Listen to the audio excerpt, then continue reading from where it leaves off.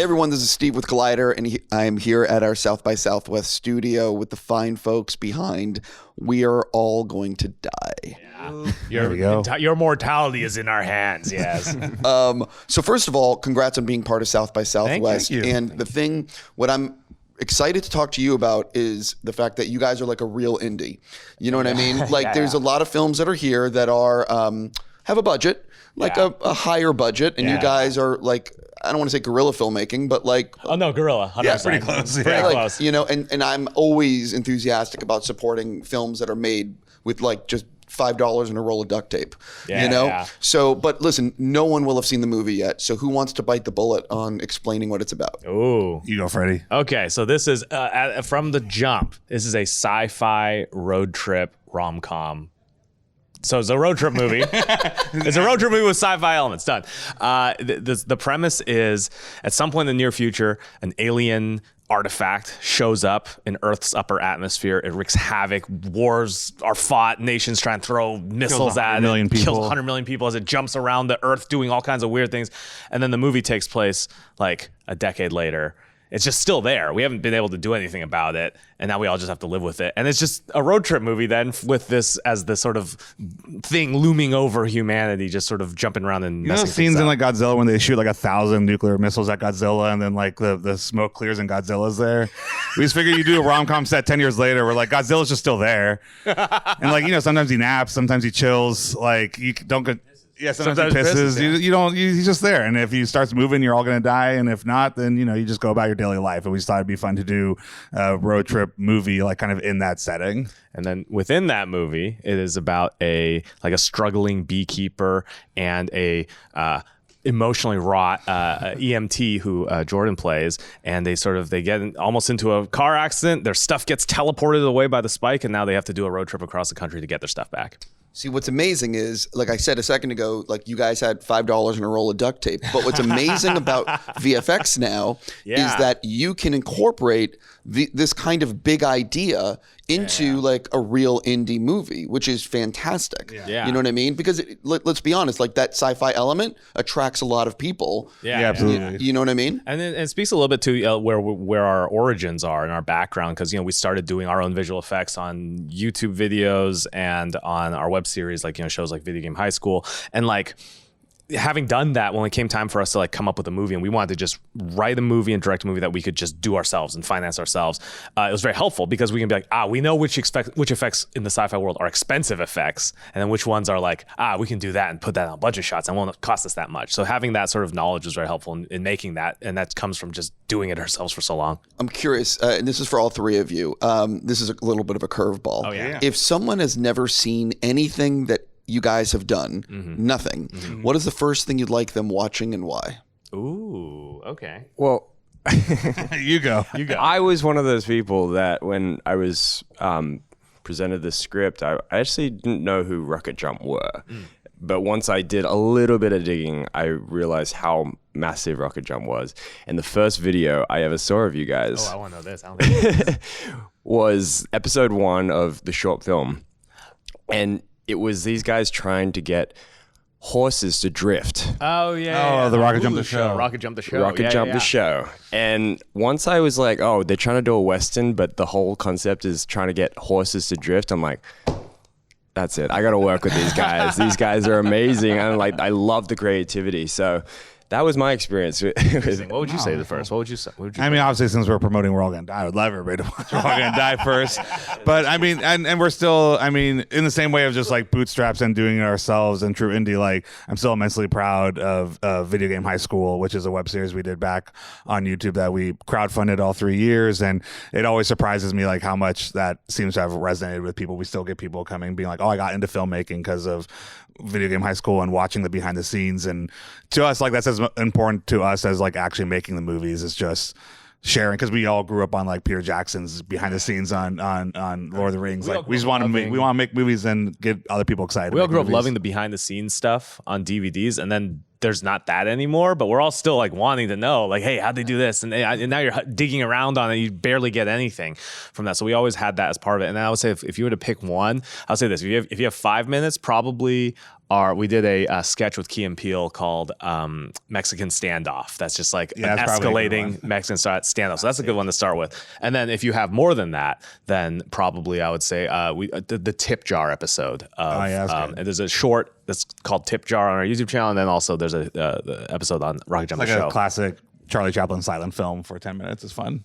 Yeah. I read, could be wrong, that it was the success of the Dungeons and Dragons podcast that actually basically enabled you to make this movie. Yeah. So we've been like pitching low budget movies to try and get someone to pay for the last decade, all kinds of projects, and it's tough. It's a very difficult industry. It's kind of well known for that. We're probably not the best pitchers in the world either. Like, let's be honest, we're probably if we haven't made anything, probably like not the best, right? I mean, like Peter Jackson got Lord of the Rings, and he just did one meeting. We were better at it. We probably wouldn't. Be here. But over the course of doing that, we're like, well, let's just like make something that we can do ourselves, and then in the meantime we still need to pay our bills because we're still living in Los Angeles and trying to get things to work. So we decided to start a Dungeons and Dragons podcast with a group of us, and we started that a couple of years before the pandemic, and then it just took off. It's called Dungeons and Daddies, not a BDSM podcast, and it's about like 4 dads who get like flung into the fantasy world of Dungeons and Dragons, and they lose their kids on the way, and then they have to get their kids back. So it's like a minivans, but in like Lord of the Rings. It's like kind of the setting. And just so much of what we like to do is be in our behind the scenes is be as like transparent as possible. And like, yes, in relative terms, it's $5 and duct tape, but like we always joke that like if you want to make an indie film, either you need to get somebody else to pay you a lot of money, or you need to have a lot of money, which means either you probably are a kid of somebody in the industry who has a lot of money, or either your parents have or you somehow make a super successful podcast. I mean, that's honestly the only reason we could make this movie is we did not think the podcast would be a hit, but once we saw that it was doing well, like Freddie and I just were like, well, we want to make a movie. Our money for a Let's while. just save up for 3 years and make the movie ourselves then. So I mean, it's an expensive industry, but you never know the way that you're going to get there. So what ended up, how long did you actually have to shoot this thing?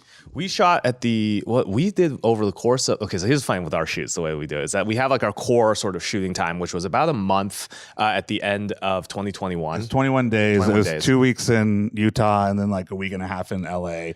And then everybody else can go home and live their lives. And then Freddie and I spend like a year and a half editing / like driving to Utah again to get more shots. Like that's how you kind of stretch your budget is, do it as much as yourself as possible. So there's a lot of times on set where like, isn't there like a big spike sequence here? We're like, we'll do that a year later. Like, when we don't have 20 people like on pay right now, like we'll do it later, like ourselves. Yeah, we took like a few months, about a year later, we took another road trip out, just small group of people, just to get like let's go out on the road all day. We're just looking for driving shots. The kind of thing that when you're doing with a big crew can be very expensive because you have a big crew kind of waiting on you to do stuff. But if you're just you got a camera. I mean, you guys are running the C70. This is the camera that we used. Yeah. This is and because I love the Canon cameras, and it was like, oh yeah, let's just grab it. We have it, and we'll just go and shoot it. When you saw the shooting schedule and saw what you were going to be doing, what day did you have circled in terms of I can't wait to film this, and what day was circled in terms of how exactly are we filming this?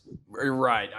I think once I had got the job, and once you guys emailed me, I was absolutely stoked because, like I said, I really wanted to work with you guys, and I love the script. And then there was a moment where my manager called me. He's like, just so you know, this is really ultra low budget. They're funding it themselves, and there's not going to be a dressing room. You're going to have to ask to go to the like gas station toilet. I'm like, this is exactly what I need. Please give it to me. I just need this so badly. So I've been on board since I was approached by Ashley, and I just needed something this raw to do in my creative life. So I've been on board since day one. You're probably worried about we put you in cold water. Yes. Well, yeah, I showed up to day one and they're like, this is your outfit. And it was just shorts and a t-shirt in the middle of winter in Utah. I'm like, got you. I'm in this costume the whole movie. Great. I know when we were shooting it and when we wrote it, it was like Arizona to Idaho. In our head, we were doing it in like spring or whatever. And like, yeah, he's just in like an EM. And hey, you had to be in shorts. We couldn't pivot it because like she has to see her calves a lot. See the calves. So once we were shooting in Thursday, and like we literally missed like the blizzard that hit Sundance like by 4 days. Like after we left our shoot in Utah, it was a blizzard. So you were in like shorts and an EMT t-shirt or her t-shirt for like 2 weeks in freezing like cold. Waist deep in a river. It was it was cold guerrilla shoot. style for sure. Coldest shoot I remember. Yeah. I definitely have to ask. So when you see the script, and one of the plot points of the movie is your calf. You brought it up. Is your calves. And you're being objectified. Did you enjoy being objectified, or is it one of these things where the tide has turned? I'm pretty proud of my calves. I'm not sure. Those are great. I don't know where they came from. I've just had like some calves on me since I was a kid. I think I just like walked around on my tippy toes all day, and then You've been trained for this role your whole life, pretty bro. much. In between takes, were you doing special calf exercise? No, maybe. I don't know. Was I? I can't remember. I think I was just so tense from the coldness. They would just flex the whole time. We were like, no water. Don't put that in water. We got to give them, water retention. We definitely have to put it up because there's like 3 sequences where your calves are in the movie, but like the main one, the first one where she first sees your calves, we forgot to shoot on the day, and it's like a year later when we were editing it, we spent like 3 days being like, "There's no freaking way we forgot the shot. Like, how did we forget the shot? It's like the shot we've been in the script since day one." So we had to like. He had to come over to like my house and like just stand next to some dirt and then do the calves again, which meant for a year there was a placeholder in the movie of Freddie's calves laying on his living room floor and then his calves flexing. And every time we screened the movie for like test screenings or like getting feedback notes, it just never worked because it's so out of place. It'd be like her looking down and you just saw these like pasty, Matthew. Careful, Icarus. Well, it's also because we filmed it right after you're sitting down in the edit room, so you had like I got all my like clothing. Yeah, the clothing marks on his calves. It was a hideous shot. It was much better when we got your calves in there. Speaking of showing it to people, so you put together a rough cut or a cut you're happy with. You start showing it to people. Who gave you the best like feedback in terms of, they tell you something and you're like, oh yeah, maybe we do need to adjust this thing. Yeah, we have a sort of interesting kind of impromptu system that we've come up with over the years where there's like different groups of friends and producers and writers and directors are like different tiers in our internal tracking, because like there's some people that you can see it like a rough cut and they can give you notes for a rough cut, and there's other people who it's like, oh, they're better at giving notes when it's a little bit more final and a little more further along in the process. So I would say like probably one of the things that for Al, if you have anything in mind, I was gonna say there's so 2 of our friends, like Will Campos is a brilliant writer that I've written like tons of stuff with. He just didn't happen to write on us with this one because it was during the pandemic, but he was one of our most trusted people, and we gave him like both the script and the early cuts, and same thing with Beth May, who's another brilliant writer poet who's on podcast. But then we kind of like we showed to families at a certain point. You brought it up to like a friend's, like you have a friend, but she had a group of friends that didn't know you, so you do like little screenings here and there, and notes are good. I mean, what's almost as important is like watching it, with like an audience and like watching their reactions, and like you can kind of get a sense from the room of like, oh, this part's dragging, and oh, this part's going a little fast. And one thing that I think we went back and forth on a lot was just the details of like how much in the meet cute, because the meet cute at when the 2 leads meet each other the first time, it's like that's going to set your foundation for the rest of the movie. So how much of that do you like? How do you string it out? Is it get too boring at a certain point? And so that section I think saw a lot of sort of light tiny tweaks that had disproportionate effect later on. The biggest change was probably just we always wanted to do the thing where like the sci-fi element was in the background. Like it's very much supposed to just be part of the normal life. So like we did a lot of, we spent a lot of time making sure like the spike's kind of in the background. It's kind of there. It's there, but it's not part of it. And getting Ashley. Hey. We have another person who's joining us. We got you. Anyways, hey, Ashley. The intro montage, that's all like important. We figured that out later. Hi. Hey, y'all. Hi. Yeah. Welcome to the party. That's all good. That was I'm happy to be but here. very quickly. Oh yeah, get the microphone in there. But actually, we were just saying that probably the part that was like the part that we went back and forth on the edit the most was we have this like intro news montage in terms of setting up the world. Originally, we didn't have that at all. We wanted to just throw people right into it. And then once you sort of put everything together, we're like, oh, you need a little bit more context, a little bit more understanding of it. And I think that's a very important piece. Well, I was going to say at the beginning of the movie, when I was watching it, I'm like, okay, this is pretty ambitious for an indie to have like this whole setup of, like newscasters and the whole thing. But this goes back to what I was saying, which is the advent of VFX for everyone allows indie movies to, bring in elements that used to just be reserved for big budget Hollywood movies. Yeah. Right. Yeah. Oh, Hi, Ashley. And that Hi. We gotta ask you. We gotta ask you a question. you some questions, Ash. No. I can just be here. No. I'll be hype man. Yeah. VFX. I'll bring you into this by saying, what was it about this project and this script that said, oh, I need to do this? So I've worked with Matt and Freddie. When did we meet? I was trying to figure that out ages ago. 3,000 years ago. I could probably find out exactly. Freddie was a reward for a competition. for a competition in Sundance, and then you got to do a Nintendo branded video with him. Video. So we know each other met. for a long time. But they sent me the script just to get, I think, my feedback on it because I write as well. 2013. 2013. Almost 10 years. Wow, Ashley that's Burch great. shared an item with me. Donkey Kong. On Google Drive. This is December 19th, 2013. Wow. Crazy that you can pull that out in like 10 seconds. You really have a deep log of your Gmail. No. You don't look at my phone. Hold on. You want to know what that red dot, on the email, how many unread? Guess what that red dot is. It's in the thousands. 10,080. 10,000? I'm so sorry. And my mind is clean, like a pristine Zen pool. I am completely calm and beautiful. Yes. Not even a ripple upon the glassy lake of my mind. Well, they sent me the script, and I loved it. I mean, I've loved everything that Matt and Freddie have done, but what I loved so much about it was how it handled grief. And in particular, I think it captured the feeling that a lot of us had during the pandemic, which is it feels like everything's falling apart and we kind of just have to live with it. That's sort of what the spike represents to me, is just anything that's sort of like a sort of Damocles hanging over everyone. You just have to continue your life. And I thought they captured that in such a beautiful, funny and heart-wrenching way. And so, yeah, I just knew that I wanted to be a part of it. I don't know if we would have done it without Ashley, because I think you were one of the first people we sent the notes to, and you literally responded with like, no notes, it's got to be made. And then I was like, well, I asked you for notes. but then you respond with like, I really want to be a part of this. It's like, okay, like no notes, but we got an actress, so that's good. That's a good trade-off.